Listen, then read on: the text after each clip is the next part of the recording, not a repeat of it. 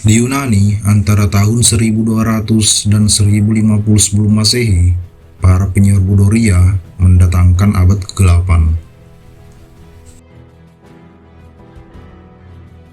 Setelah kemenangan yang memorak-porandakan di Troya, kapal-kapal Maecenas berlayar dengan tersendat-sendat atau ditiup angin kembali ke daratan Yunani. Dan di sana mereka menemukan bahwa rumah tangga mereka telah menjadi miskin dan bermasalah. Odysseus berperang selama 10 tahun, dan setelah pulang ia menemukan rumahnya dikuasai oleh musuh-musuhnya. Agamemnon kembali kepada istrinya dan dibunuh di kamar mandi oleh istri dan kekasih istrinya. Ini hanyalah tanda-tanda awal dari bencana yang akan datang. Sekitar tahun 1200 sebelum Masehi, serangkaian kebakaran melahap seluruh semenanjung. Sparta, kota di Mecenas, terbakar habis. Kota Mecenas sendiri memerangi musuh yang tak dikenal.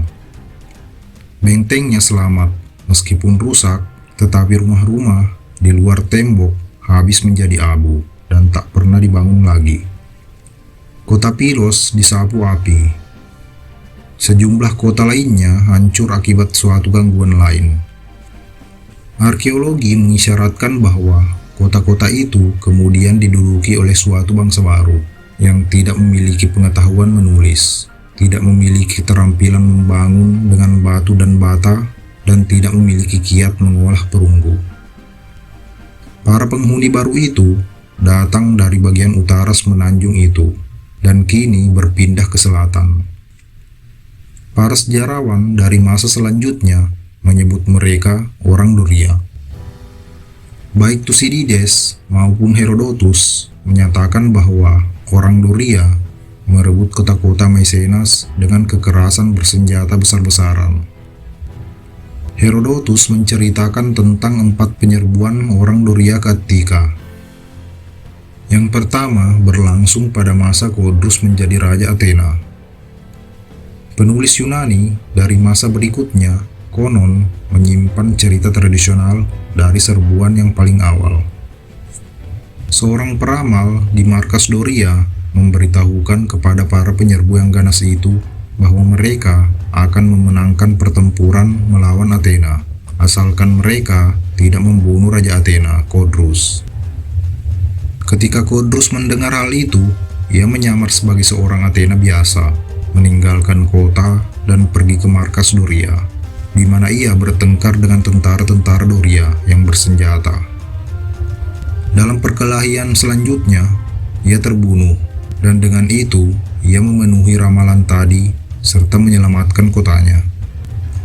Orang Doria karena takjub akan kebangsawanan yang sedemikian itu, mengakhiri pendudukan Athena, tetapi mundur hanya untuk sementara waktu. Ketika invasi berakhir, tutur Thucydides, orang Doria telah menjadi penguasa Peloponnesos. Baik Thucydides maupun Herodotus menulis tentang suatu serbuan penuh kekerasan yang menyebar ke seluruh daerah pahlawan Yunani dan menghancurkannya.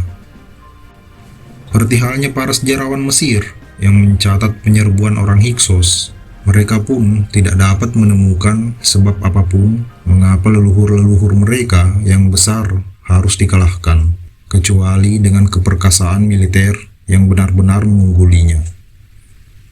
Tetapi reruntuhan kota-kota Mecenas menuturkan suatu cerita yang berlainan. Pilos dan Mecenas terbakar dengan selang waktu yang hampir 90 tahun. Itu berarti bahwa masuknya orang Doria sendiri menyebar dengan perlahan-lahan ke seluruh semenanjung dalam kurun waktu 1 abad. Itu hampir bukan suatu serangan tiba-tiba. Orang Yunani Mecenas memiliki banyak waktu untuk mengatur suatu perlawanan.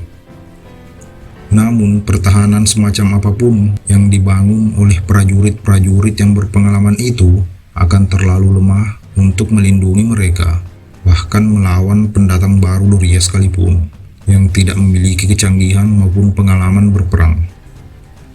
Bahkan di beberapa kota tidak terdapat bukti peperangan sama sekali. Kisah tentang perlawanan orang Athena mungkin menyimpan suatu kenyataan yang sedikit berbeda. Penggalian di kota Athena menunjukkan bahwa tidak ada lapisan penghancuran maupun bekas api. Meski demikian, penduduk Athena menyusut secara drastis.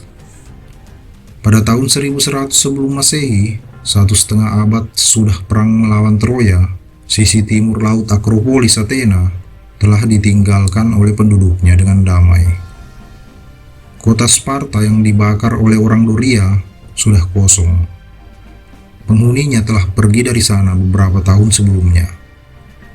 Orang-orang dari utara itu membanjiri daerah ke selatan yang telah menjadi lemah dan tak teratur dengan baik.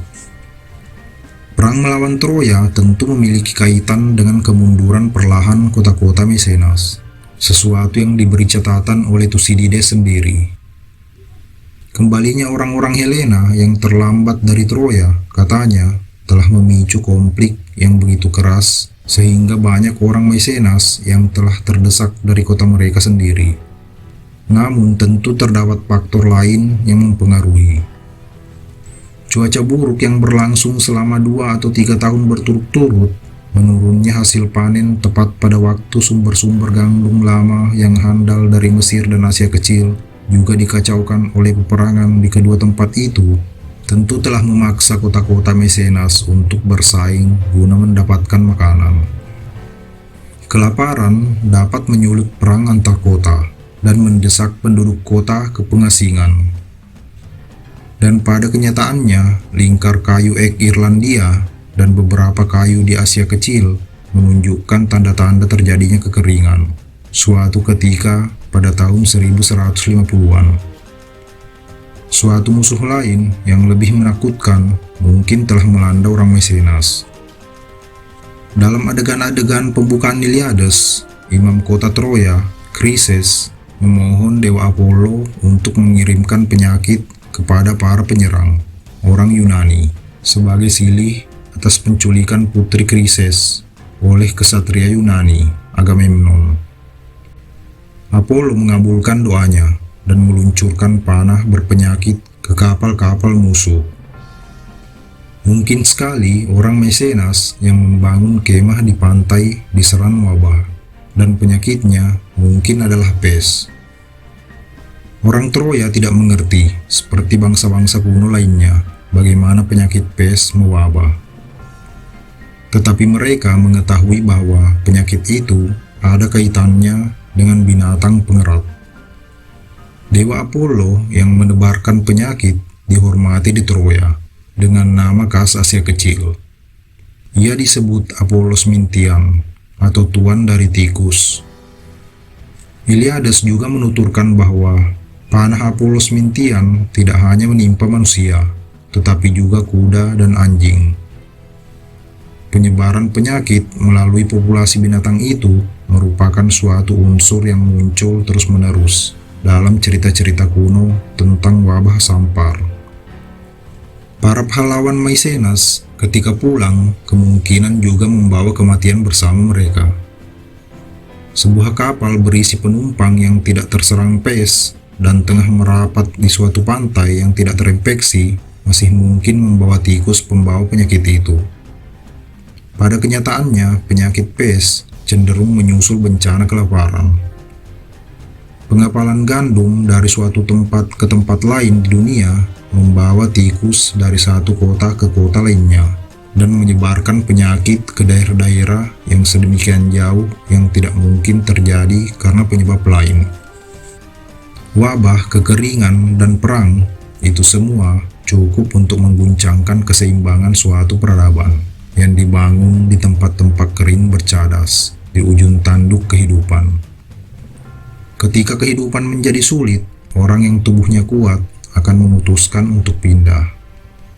Demikianlah bukan hanya orang Micenas, tetapi juga orang Kreta dan penduduk kepulauan Egea yang keluar dari tanah air mereka dalam kelompok-kelompok kecil guna mencari tempat tinggal baru dan menawarkan diri mereka sebagai tentara bayaran. Kita tidak mungkin mengetahui berapa banyak dari bangsa laut yang berperang melawan Mesir itu yang menjadi tentara bayaran. Tetapi Tetapi cerita-cerita Mesir menuturkan bahwa beberapa tahun menjelang serbuan bangsa laut, Firaun telah menyewa pasukan-pasukan dari Aegea untuk berperang bagi Mesir melawan orang Libya di gurun di sebelah barat.